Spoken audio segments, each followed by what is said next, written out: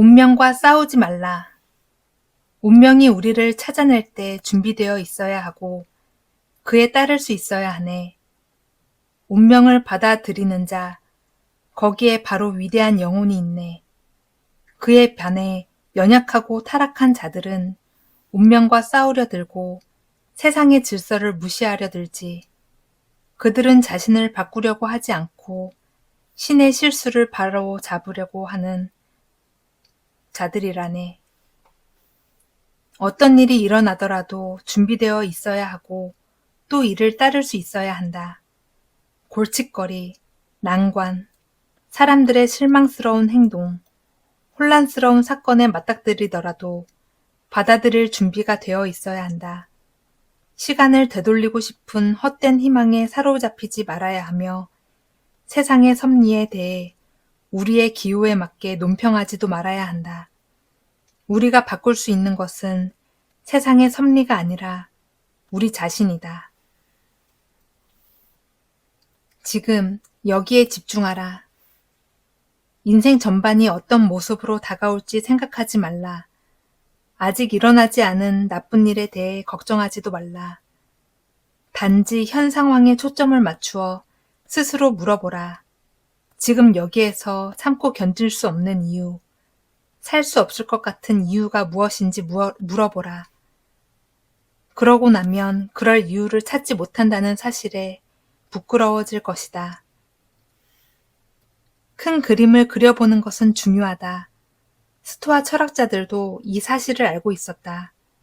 그러나 감당할 수 없을 정도로 지나치게 큰 그림에만 몰두한다면 이것저것 모든 것을 고려해야 한다.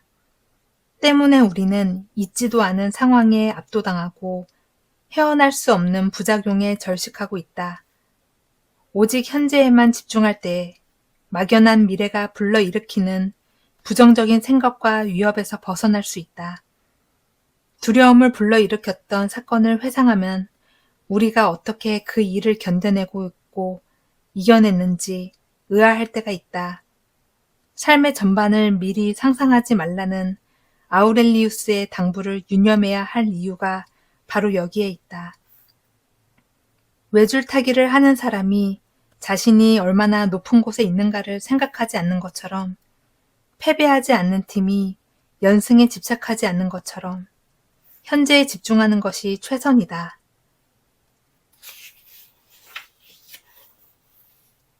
침묵 속에 답이 있다. 추구하거나 회피하려는 것들은 스스로 우리에게 다가오지 않는다. 우리가 그것에 다가가는 것이다. 그러므로 그것을 판단하지 말라. 그렇게 하면 그것은 조용히 침묵 속에 머물러 있을 것이다. 그러면 우리가 추구하려는 것이나 도망치려는 것도 남의 눈에 띄지 않게 될 것이다. 미국의 해군 특전대 네이비실에는 교관에서 교관에게로, 생도에게서 생도에게로 전해 내려오는 교훈이 있다. 혼돈의 한가운데 전운이 감도는 긴장 속에 있을 때 그들의 야전 지침은 이렇게 충고한다. 침묵은 전염이다. 사람이 자신의 재능을 잃어버리고 집단이 다음에 무엇을 해야 할지 확신하지 못할 때 리더의 임무는 단 하나다. 침묵을 유지하라.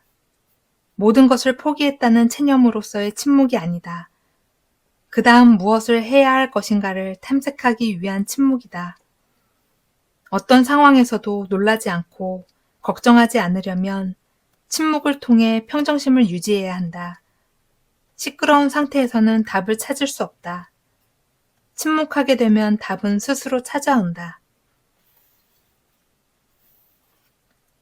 모르고 행한 것이니 용서하라. 플라톤이 말한 것처럼 모든 영혼은 자신의 의지와 상관없이 진리를 빼앗긴다. 정의, 자제력, 타인에 대한 선한 의지, 그리고 그 밖의 모든 덕욕도 마찬가지다. 이와 같은 생각을 우리의 마음속에 지속적으로 유지하라. 이것만으로도 우리는 모두에게 친절하게 대할 수 있을 것이다. 골고다 언덕 위로 십자가를 끌고 가야 했던 예수는 실로 엄청난 고난을 겪었다. 십자가를 짊어지고 언덕을 오르는 내내 주먹과 막대기로 맞았으며 꼬챙이에 찔려야 했다. 언덕에 도착했을 때에는 2명의 일반 범죄자가 십자가형에 함께 처해지기 위해 예수를 기다리고 있었다. 거기서 예수는 자신의 옷을 갖기 위해 주사위를 굴리는 군인들과 자신을 비웃고 조롱하는 군중을 바라본다. 그리고 이렇게 말한다. 아버지, 저 사람들을 용서하여 주옵소서. 저 사람들은 자기네가 무슨 일을 하는지 알지 못합니다. 플라톤도 몇백 년을 앞서 비슷한 의미의 이야기를 했고 예수 사후 200년이 지나 아우렐리우스도 비슷한 맥락의 말을 했다. 용서하라. 저들은 진리를 빼앗겼다. 빼앗기지 않았다면 저들은 저렇게 행동하지 않았을 것이다. 진리와 영혼을 지키는 것은 그만큼 어려운 일이다. 하지만 그것을 지킬 수 있다면 우리는 용서도 할 수 있다.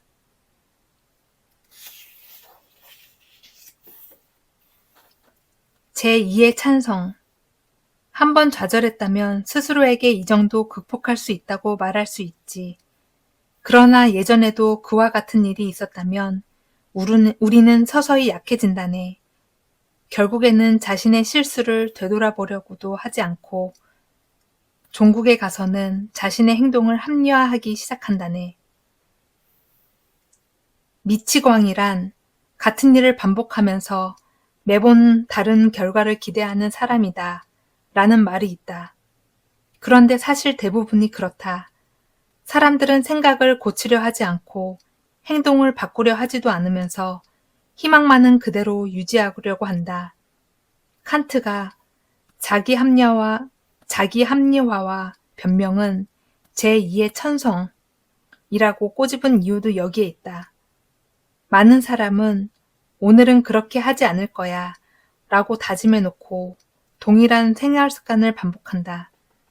그러고는 오늘만큼은 아무 일이 없기를 희망한다. 이런 희망은 허황된 바람일 뿐이다. 실패했다는 것이 완전히 잘못된 인생을 살아왔다는 의미는 아니다. 실패와 좌절은 우리가 피할 수도 선택할 수도 없는 삶의 한 부분이다. 하지만 실패로부터 배울 것인지 말 것인지는 전적으로 우리의 선택에 달려 있다. 먼 길을 돌아가는 어리석음. 스스로 박탈하지 않는다면 당신은 먼 길을 돌아 당신이 얻으려는 희망하는 모든 것들을 지금 이 순간 거머쥘 수 있다. 과거는 버려두고 미래는 섭리에 맡기고 지금 이 순간에 집중하면 된다. 당신은 지금 무엇을 위해 일하는가? 그 분야의 최고 전문가가 되기 위해서? 아니면 백만장자가 되기 위해서? 또는 다른 사람으로부터 존경받기 위해서? 그 대답이 무엇이든 그 다음 질문에 답해보자. 그런 것들을 왜 얻으려고 하는가? 그러면 대부분 이렇게 대답한다. 그것이 나에게 행복을 가져다 주기 때문에. 행복을 얻기 위해 왜 그렇게 돌아가고 왜 그렇게 많은 시간을 투자하는가?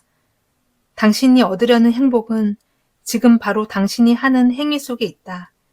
행복만이 아니다. 모든 것이 바로 앞에 놓여 있다. 그것을 얻기 위해서 먼 길을 돌아갈 필요는 없다.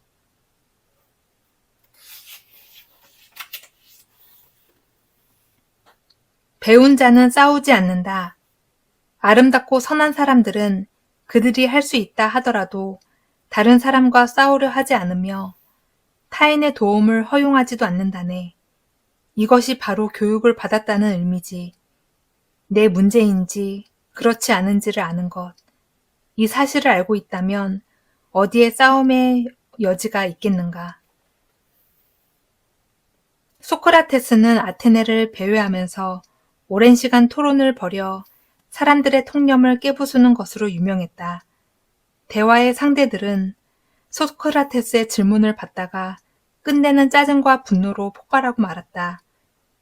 이렇게 아테네 시민들의 분노를 유발하고 다닌 대가로 아테네는 소크라테스에게 사형을 선고했다. 하지만 소크라테스는 한 번도 분노에 휩싸인 적이 없었다. 삶과 죽음에 관한 그 토론을 벌였을 때도 그는 언제나 냉정한 상태였으며 심지어는 자신의 죽음 앞에서도 그러했다. 정치적인 논쟁, 개인적인 의견 불일치와 마주하면 자신에게 이렇게 질문을 던져보자. 이것이 우리가 싸워야 할 이유가 되는가? 이 말싸움에 문제 해결이 있다고 생각하는가? 현명한 사람은 문제를 해결하기 위해 싸우기 위해 대화하지 않는다. 현자의 혀. 이것이 바로 현자에게 그들에게 기대어 어긋나는 일이 일어나지 않는 이유다. 시인 헤시오도스는 최고의 보물은 인색한 혀라고 말했다. 또한 작가 로버트 그린은 권력의 법칙에서 항상 필요한 것보다 적게 말할 것이라고 했다. 우리는 타인을 도와야겠다는 생각으로 많은 말을 한다. 그래서 배우자나 친구가 어떤 얘기를 토로할 때 우리는 그들에게 무엇을 해야 하는지 알려주고 싶어 한다. 하지만 좋은 의도와 달리 말을 많이 하면 일을 더 어렵게 만들곤 한다. 사람들은 자신의 말을 들어 달라고 요청하지만 우리는 그와 같은 요청을 조언해달라는 것으로 착각하곤 한다. 게다가 우리가 들려주는 이야기는 그들이 듣고 싶은 이야기가 아니라 내가 하고 싶은 이야기일 가능성이 크다. 말은 충분히 들은 다음에 해도 늦지 않다. 문제에 대한 답은 이미 말하는 사람의 마음속에 존재하고 있기 때문이다.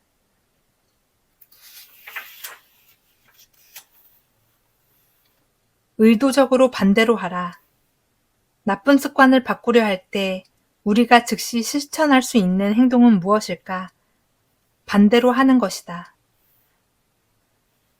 탁월한 심리학자이면서 홀로코스트의 생존자였던 빅터 플랭크는 공포증과 신경질환에 고통받는 환자를 위해 새로운 치료법을 개발했다.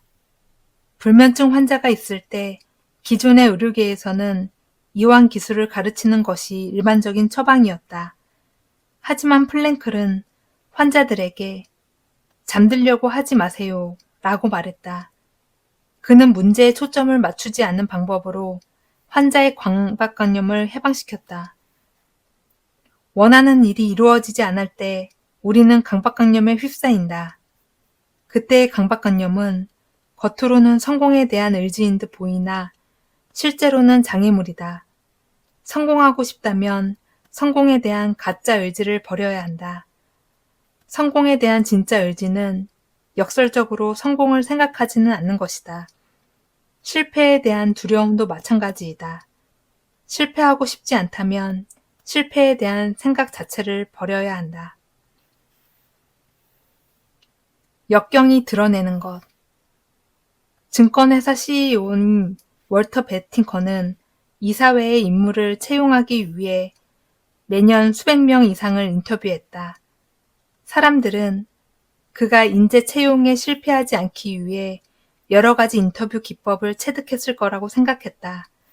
하지만 그는 나이가 들면서 딱 한 가지 기법만을 사용했다고 한다. 바로 자신의 아침 식사 자리에 후보자를 초대하는 것이다. 그리고 식당 매니저에게 고의적으로 후보자의 식사 주문을 엉망으로 만들 것을 부탁했다. 후보자들의 반응을 보기 위해서였다. 후보자가 화를 내거나 무례하게 반응하며 사소한 일로 중요한 자리를 망치는가? 아니면 우아하고 세련된 태도로 이 불편함을 다루는가? 작은 역경과 부딪혔을 때 아무렇지도 않게 반응하는 것은 결코 사소한 능력이 아니다. 거기서 모든 역량이 드러난다.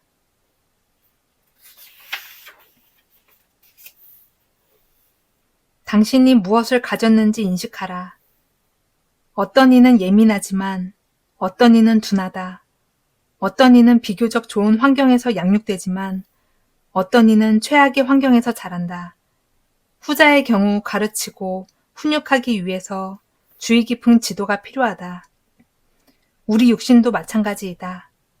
병들고 열악한 건강 상태에 있을 때에는 완전한 건강을 찾을 수 있을 때까지 더 많은 주의를 기울여야 한다. 인생이 원래 불공평하다는 사실을 받아들이는 것은 매우 중요하다. 당신이 가진 이점을 모두가 누리는 것은 아니다. 누군가에게는 당연한 권리이지만 누군가에게는 시혜를 받아야 가능한 일이다. 타인을 이해하고 인내하는 것이 인간에게 주어진 고유한 의무가 되는 이유는 바로 이 때문이다. 철학은 정신을 훈육하고 영혼을 돌본다. 신진대사가 남보다 활발한 사람, 키가 남보다 더 큰 사람이 있는 것처럼 어떤 이에게는 더 많은 관심이 필요하다. 타인을 더 많이 용서하고 더 많이 인내하려면 자신이 누리고 있는 특권이 무엇인지 생각해 보라. 나의 특권이 무엇인지 이해할 때 타인의 결핍에 대한 이해도도 함께 높아진다.